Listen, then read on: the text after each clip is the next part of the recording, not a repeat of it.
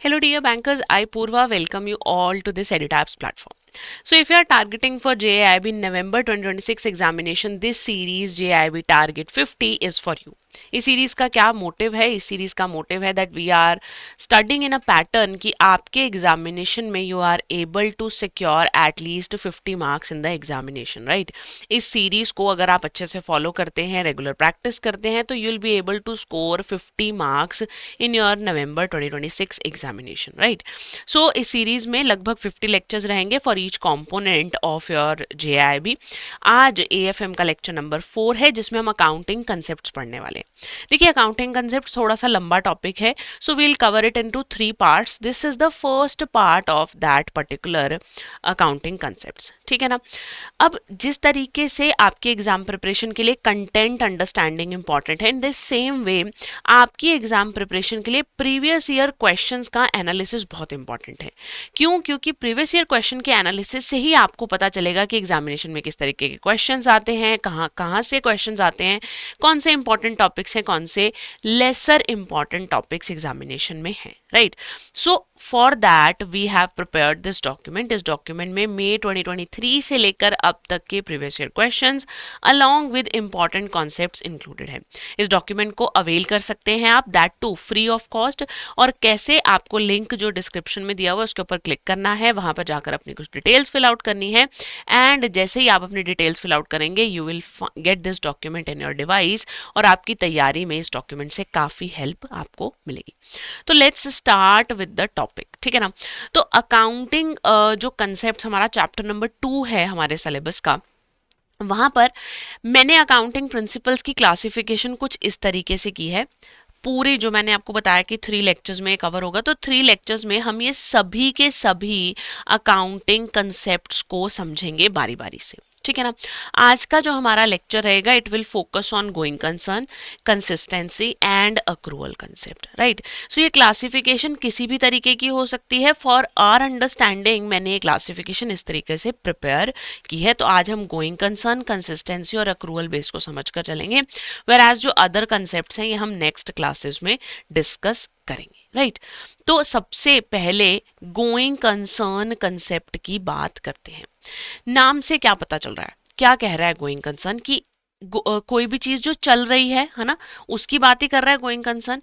तो going concern concept क्या कहता है कि जब भी आप एक बिजनेस को एस्टैब्लिश करते हो, कभी भी ओनर का मोटिव ये नहीं होगा कि उसका बिजनेस कल ही बंद हो जाए, है ना?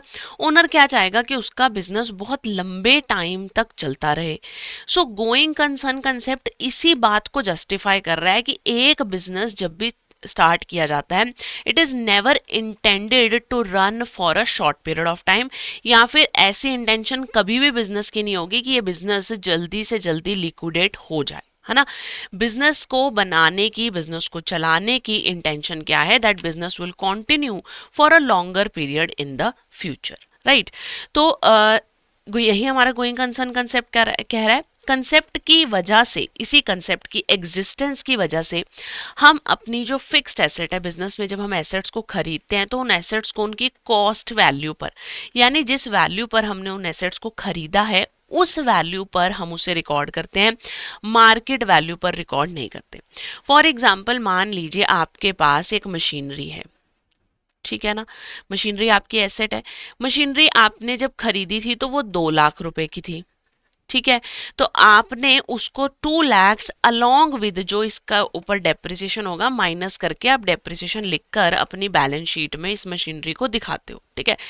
अब इस मशीनरी की, मान लो मार्केट में टेक्नोलॉजी पुरानी हो चुकी है, मार्केट में मशीनरी अब नए मॉडल्स आने लगे हैं, तो आपकी मशीनरी पुरानी हो गई, ऑब्सोलीट हो गई है ना? मार्केट में इसकी वैल्यू सिर्फ 20,000 है।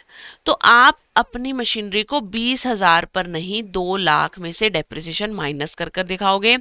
हम क्या करते हैं, पूरी लाइफ में जो एसेट की कंप्लीट लाइफ है उसके अंदर डेप्रिसिएशन को डिवाइड कर कर चलते हैं, ताकि जब तक एसेट खत्म हो, यानी जब तक एसेट यूजलेस बन जाए, तब तक उसकी वैल्यू भी बुक्स ऑफ अकाउंट्स में क्या हो जाए, जीरो हो जाए, है ना? धीरे धीरे करके हम अपनी एसेट की वैल्यू को रिड्यूस कर कर चलते हैं। अब ये कब होगा? अगर हम लंबा सोच कर चलेंगे। तो गोइंग कंसर्न कंसेप्ट की वजह से ये एसेट्स की वैल्यूएशन इस तरीके से होती है ना। तो डेप्रिसिएशन का पॉइंट भी क्लियर हो गया कि डेप्रिसिएशन जो फ्यूचर्स ईयर्स में प्रोवाइड किया जा रहा है वो भी इसी कंसेप्ट की वजह से प्रोवाइड किया जा रहा है। देन फ्यूचर में हो सकता है ना, कि हमें कोई लायबिलिटी हो जाए, हमें किसी लायबिलिटी के होने की बारे में पहले से पता चल गया। जैसे मेरे कोई डेटर्स थे, डेटर्स कौन है, जिनसे मुझे पैसा मिलना है ना, मैंने जिनको प्रोडक्ट वगैरह अपने सेल किए, मेरे डेटर्स ने मेरे को पता चला उनके पर्सनल हिस्ट्री के बारे में कि एक डेटर कोई ऐसे हैं, मिस्टर राम मान लीजिए, वो एक ऐसे डेटर हैं जो फ्यूचर में इनसॉल्वेंट होने के जिनके चांसेस हैं, चांस है कि उनका दिवालिया निकलने वाला है, मतलब अब उनके पास पैसे नहीं बचेंगे। अगर पैसे नहीं बचेंगे तो वो मेरे पैसे कैसे देंगे, तो मेरे लिए वो क्या हो सकती है, एक फ्यूचर में लायबिलिटी हो सकती है, मेरे लिए फ्यूचर में एक प्रॉब्लम हो सकती है उसकी वजह से। तो मैं उसके लिए आज ही प्रोविजन बनाकर चलूंगी ताकि मुझे उस वजह से नुकसान जो है वो ज़्यादा बेयर ना करना पड़े। ठीक है ना। तो प्रोविजंस भी जो बनाए जा रहे हैं फ्यूचर के लिए बनाए जा रहे हैं, तो फ्यूचर के लिए इसीलिए बनाए जा रहे हैं बिकॉज हम ये एज्यूम कर चल रहे हैं कि बिजनेस लंबा चलेगा। साथ ही साथ एक ये कंसेप्ट है डेफर्ड रेवेन्यू एक्सपेंडिचर्स का, कि फ्यूचर ईयर्स में डेफर्ड रेवेन्यू एक्सपेंडिचर्स को राइट ऑफ किया जाता है। अब डेफर्ड रेवेन्यू एक्सपेंडिचर्स क्या होते हैं, कुछ ऐसे एक्सपेंडिचर्स होते हैं जो कि ना बहुत लंबे टाइम पीरियड के होते हैं। वैसे तो रेवेन्यू एक्सपेंडिचर्स का मतलब होता है ऐसे एक्सपेंडिचर जो 1 साल के पीरियड में खत्म हो जाएंगे, पढ़ेंगे हम इस टॉपिक के बारे में भी मॉड्यूल ए में। तो रेवेन्यू डेफर्ड रेवेन्यू क्या होते हैं, ऐसे एक्सपेंडिचर जो हैं तो रूटीन नेचर के, जैसे एडवर्टीजमेंट वगैरह का खर्चा है, बट ये जो एक्सपेंडिचर्स हैं ये आपको बेनिफिट बहुत लंबे टाइम तक दे रहे हैं और कुछ हैवी अमाउंट आप खर्च कर रहे हो। मान लो आपने बिजनेस के लिए एडवर्टीजमेंट करी, उस पर आपने 8 लाख रुपए खर्चे और आपने असेस किया कि इसका बेनिफिट आपको 4 ईयर्स तक मिलने वाला है इस पर्टिकुलर एडवर्टीजमेंट का। अगर इसका बेनिफिट आपको 4 ईयर्स तक मिलने वाला है तो हम इस 8 लाख के एक्सपेंस को भी अपने प्रॉफिट एंड लॉस अकाउंट में एक ही बार एज एन एक्सपेंस रिकॉर्ड नहीं करते हैं, क्योंकि अगर मैंने एक ही बार रिकॉर्ड किया तो मेरे बिजनेस के प्रॉफिट्स अचानक से कम हो जाएंगे। तो इसलिए मैं इसको 2 लाख के प्रोपोर्शंस में, क्योंकि ये 4 साल बेनिफिट दे रहा, तो 4 सालों में मैंने इसको डिवाइड कर दिया कि 4 सालों में ही इसको एज एन एक्सपेंस रिकॉर्ड किया जाएगा धीरे धीरे करके, है ना। तो ये जो डेफर्ड रेवेन्यू एक्सपेंडिचर्स हैं ये भी गोइंग कंसर्न कंसेप्ट की वजह से ही ईयर बाय ईयर स्प्रेड होकर चलते हैं। ठीक है ना। तो बिजनेस कह रहा है हम तो अमर हैं, हमारा काम जो है वो चलता रहेगा, बिजनेस बंद नहीं होगा। चलिए इसी के साथ नेक्स्ट कंसेप्ट पर मूव करते हैं। नेक्स्ट कंसेप्ट है हमारा कंसिस्टेंसी कंसेप्ट। कंसिस्टेंसी कंसेप्ट क्या कहता है कि जो भी जैसे हम आपको पढ़ाई के लिए बोलते हैं कि if you are studying study with consistency. Consistency का मतलब क्या होता है, सेम मैनर में, है ना। जैसे हम कहते हैं हर रोज एटलीस्ट 1 आवर डिवोट कर चलो, तो जब आप इसका एक्यूमुलेटेड इफेक्ट देखोगे बहुत बड़ा आ जाएगा, है ना। तो क्या कह रहे हैं हम यहाँ पर, हम कह रहे हैं कि आपको ईयर ऑन ईयर सेम तरीके से चलना है। वही ये कंसेप्ट कह रहा है कि जो भी अकाउंटिंग पॉलिसीज, जो भी अकाउंटिंग प्रैक्टिसेस आप फॉलो कर रहे हो वो यूनिफॉर्म होनी चाहिए और वो कंसिस्टेंट होनी चाहिए। ईयर ऑन ईयर उसमें आप बदलाव, उसमें आप चेंजेस लेकर नहीं आओगे। इन केस अगर आप कोई चेंज लेकर आते हो तो आपको उस चेंज को डिस्क्लोज करना है, उस चेंज को आपको क्लियरली एक्सप्लेन कर चलना है कि ये चेंज क्यों किया आपने। ठीक है ना। तो जिस तरीके से मान लीजिए आपने जैसे हमारे पास डेप्रिसिएशन की अभी हमने बात की थी, तो डेप्रिसिएशन चार्ज करने के ना हमारे पास 2 मेथड है, एक स्ट्रेट लाइन मेथड है, एक रिटर्न डाउन वैल्यू मेथड है। काफ़ी कॉमन मेथड्स हैं ये, डेप्रिसिएशन वाले चैप्टर में इनका न्यूमेरिकल भी करेंगे। तो अगर आपका बिजनेस स्ट्रेट लाइन मेथड से डेप्रिसिएशन कैलकुलेट कर चल रहा है तो उसको स्ट्रेट लाइन से ही डेप्रिसिएशन चार्ज करना है, चाहे वो ईयर 2026 हो, 27 हो, 28 हो, हर साल सेम मेथड से उसको डेप्रिसिएशन चार्ज करना है। बट ऐसा नहीं है कि वो बदलाव नहीं ला सकता, वो बदलाव ला सकता है, वो स्ट्रेट लाइन मेथड से रिटर्न डाउन वैल्यू पे शिफ्ट हो सकता है, बट उसके लिए उसको डिस्क्लोजर, उसके लिए उसको एक्सप्लेनेशन देना पड़ेगा कि ऐसा चेंज बिजनेस ने क्यों किया। ठीक है ना। हम ऐसा क्यों करते हैं, हम ऐसा इसलिए करते हैं ताकि जो हमारे पास ये आपका बुक्स ऑफ अकाउंट्स हैं उन्हें इजीली कंपेयर किया जा सके। ठीक है ना। ऐसा हम इसलिए करते हैं ताकि बुक्स ऑफ अकाउंट्स को इजीली कंपेयर किया जा सके with in the firm and outside the firm. अपने बिजनेस के प्रीवियस ईयर्स के साथ आप आसानी से जो है वो कंपैरिजन कर सके। जैसे हमने बोला कि 2026 में, 27 में, 28 में सेम तरीके से अगर आप डेप्रिसिएशन चार्ज कर रहे हो तो इन दोनों ईयर्स को आप कंपेयर कर सकते हो, इन दोनों ईयर्स की फाइनेंशियल स्टेटमेंट्स को आप कंपेयर कर सकते हो, है ना। और दो बिजनेसेस के बीच में भी आप कंपैरिजन कर सकते हो। क्लियर है। आगे चलते हैं अक्रूअल बेसिस ऑफ अकाउंटिंग की तरफ। अब यहां पर थोड़ा सा ध्यान से समझेंगे, दो कॉन्सेप्ट्स हैं, अक्रूअल बेसिस और कैश बेसिस, ठीक है ना। अक्रूअल बेसिस क्या कह रहा है कि आपको इनकम को कब रिकॉर्ड करना है, जब आपने इनकम अर्न कर लिया है, और एक्सपेंस को कब रिकॉर्ड करना है, जब आपने एक्सपेंस को इनकर कर दिया है, ठीक है ना। आपको वेट नहीं करनी है कैश पेमेंट से रिलेटेड, ठीक है ना। तो टाइमिंग ऑफ कैश यहां पर मेरे लिए क्या है, टाइमिंग ऑफ कैश इररेलेवेंट है। मुझे ये देखना है कि ट्रांजैक्शन किस दिन हुई है, उसी दिन मुझे ट्रांजैक्शन को रिकॉर्ड करना है, ठीक है ना। जैसे 10 जून को, ठीक है, आपने बिजनेस में एक सेल करी, सेल ऑफ मान लीजिए 30,000। क्लियर। उसके बाद क्या हुआ, नेक्स्ट आपने 12 जून को, या ऐसे कर लीजिए 20 जून को आपको इस पर्टिकुलर सेल से, जो ये वाली सेल थी, इससे कैश रिसीव हुआ है। तो अक्रूअल बेसिस क्या कह रहा है, अक्रूअल बेसिस कह रहा है सेल कब रिकॉर्ड करो, सेल रिकॉर्ड करो आप 10 जून को। आपने प्रोडक्ट बेच दिया 10 जून को, कैश नहीं आया, मानते हैं, जब कैश आ जाएगा तो कैश को रिकॉर्ड कर देना, ठीक है ना। सो एक्चुअल में रियल प्रेजेंटेशन जो है बुक्स ऑफ अकाउंट्स में वो अक्रूअल बेसिस के थ्रू होता है, कैश बेसिस के थ्रू नहीं होता। अभी समझते हैं कैसे। तो अक्रूअल बेसिस में क्या कहा गया कि अगर कस्टमर ने बोला कि आज मुझे गुड सेल कर दो, मैं पेमेंट कल कर दूंगा, तो ओनर ने आज ही इनकम को अर्नड मान लेना है। कल कैश आ जाएगा तो कैश रिसिप्ट को रिकॉर्ड कर लिया जाएगा, ठीक है। ये जो पॉइंट है कि कैश की टाइमिंग इररेलेवेंट है, इनकम एक्सपेंस की टाइमिंग काफी रेलिवेंट है, ये आपके लिए बहुत ही इंपॉर्टेंट सितारा पॉइंट है आपके लिए। तो अब समझते हैं अक्रूअल और कैश में क्या फर्क है। अपने एग्जाम्पल को दोबारा रीआइट्रेट करते हैं। 10 जून और 20 जून की मैंने कुछ आपको भी बात समझाई कि आपने सेल करी है 10 जून को, कितने की, मान लीजिए 30,000 की, और आपको कैश कब रिसीव हो रहा है, इसी सेल से आपको कैश कब रिसीव हो रहा है, 20 जून को रिसीव हो रहा है, ठीक है ना। तो अक्रूअल मेथड कहता है कि सेल कब रिकॉर्ड करो, ये कहता है सेल रिकॉर्ड करो 10 जून को।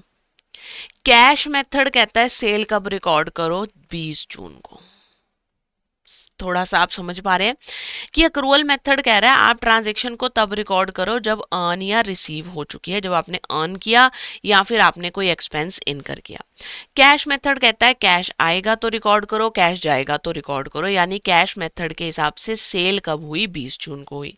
तो क्या आपको लग नहीं रहा कि यहाँ पर कुछ गड़बड़ हो गई कैश मेथड के अंदर? क्योंकि अगर मैं 15 जून को मिड मंथ अपने बिजनेस की सेल्स चेक करना चाहूँ और मैं अक्रूअल बेसिस के हिसाब से ट्रांजैक्शंस को रिकॉर्ड कर रही हूँ, तो मेरे पास एक्चुअल डेटा है कि मेरी सेल 10 जून को हुई थी, वो मेरी सेल्स के अंदर इंक्लूडेड है। बट अगर मैं कैश बेसिस पर रिकॉर्डिंग करती हूँ तो मेरे पास तो इनअप्रोप्रिएट डाटा है। सेल मेरी 10 जून को हो गई है पर कैश नहीं आया, इसलिए मैंने उसको सेल नहीं माना।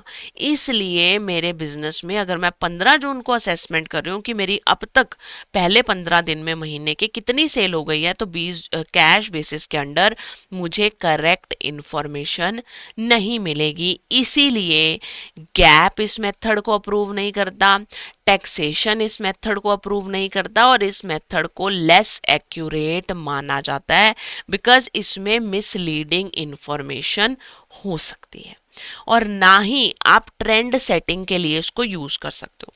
क्योंकि अगर मैं ट्रेंड बनाकर देखूं कि पहले 15 दिन में महीने में मेरी कितनी सेल होती है और आखिरी के 15 दिन में कितनी सेल होती है, तो अक्रूअल मेथड से तो एक्चुअल डेटा मिल जाएगा बट कैश मेथड से तो एक्चुअल डेटा मिलेगा नहीं। तो इसलिए ट्रेंड एनालिसिस करते हुए भी ये मेथड सुटेबल नहीं है, वेयर एज अक्रूअल मेथड को ज्यादा एक्यूरेट अप्रूवल मिला हुआ है गैप से भी, टैक्सेशन अथॉरिटीज से भी और ट्रेंड एनालिसिस के लिए भी एक सुटेबल केस सिनेरियो है। ठीक है ना। तो अगर मैं सूटेबिलिटी की बात करूं, अक्रूवल मेथड बड़ी ऑर्गेनाइजेशंस के लिए सूटेबल है, वेर एज कैश मेथड छोटे बिजनेसेस के लिए सूटेबल है, जो कि कैश बेसिस पर ही ज़्यादा डीलिंग करते हैं। ठीक है ना। ईज ऑफ मेंटेनेंस की अगर मैं बात करूं तो अक्रूवल मेथड को मेंटेन करना थोड़ा सा मुश्किल है, क्योंकि आपको मल्टीपल अकाउंट्स बनाने पड़ते हैं। अगर आप सेल क्रेडिट पर कर रहे हो, उधार पर अगर आप सामान बेच रहे हो या खरीद रहे हो, तो आपको पर्सन के भी अकाउंट बनाने पड़ेंगे, यानी accounts receivable, accounts payable account बनाने पड़ेंगे। नॉमिनल और कैश अकाउंट तो बनाने ही बनाने हैं, और कैश मेथड में आपको पर्सन का अकाउंट बनाने की जरूरत नहीं है, तो इसको थोड़ा सिंपलर मेथड कहा गया है। ठीक है। आई होप कि अब आपको अक्रूवल और कैश बेसिस वाला जो कंसेप्ट है वो समझ में आ गया होगा, है ना। तो आप इसको ध्यान से समझिए और ध्यान से पढ़िए।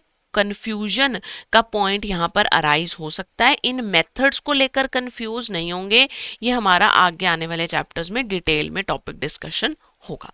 ठीक है ना।